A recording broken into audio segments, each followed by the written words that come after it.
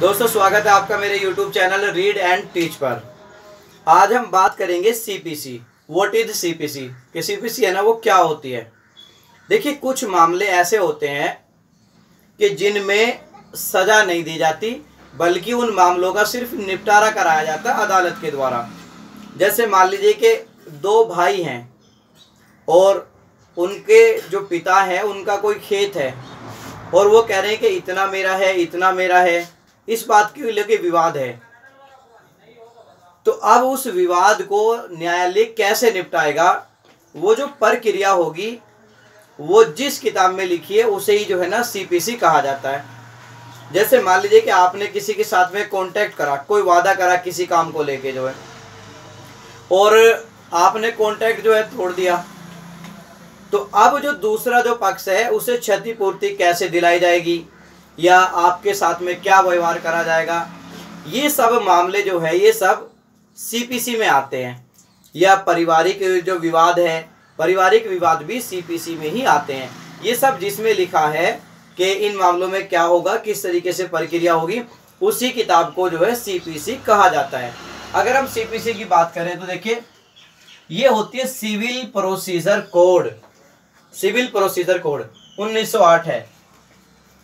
इसे हम हिंदी में कहते हैं सिविल प्रक्रिया संहिता।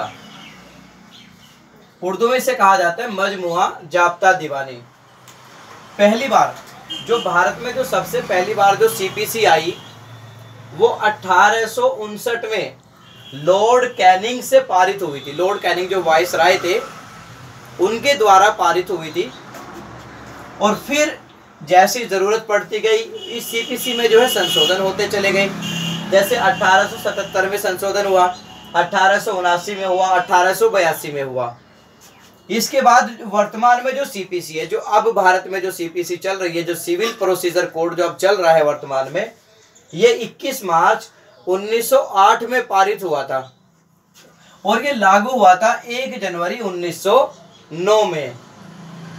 पहले भारत में अब इसमें जो है ना 158 जो है धाराएं हैं और इसमें जो दूसरे भाग में क्या है, इसमें दूसरे भाग में 51 आदेश हैं। पहले भाग में क्या है, इसमें 158 जो है सेक्शन है, इसमें धाराएं हैं, और दूसरे भाग में इसमें 51 जो है आदेश हैं।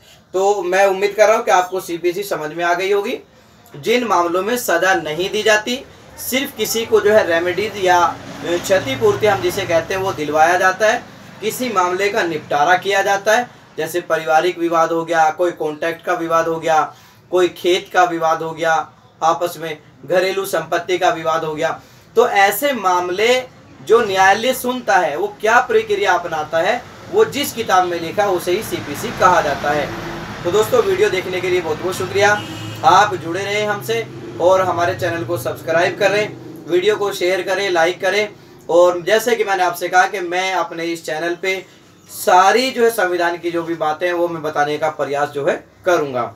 वीडियो देखने के लिए धन्यवाद।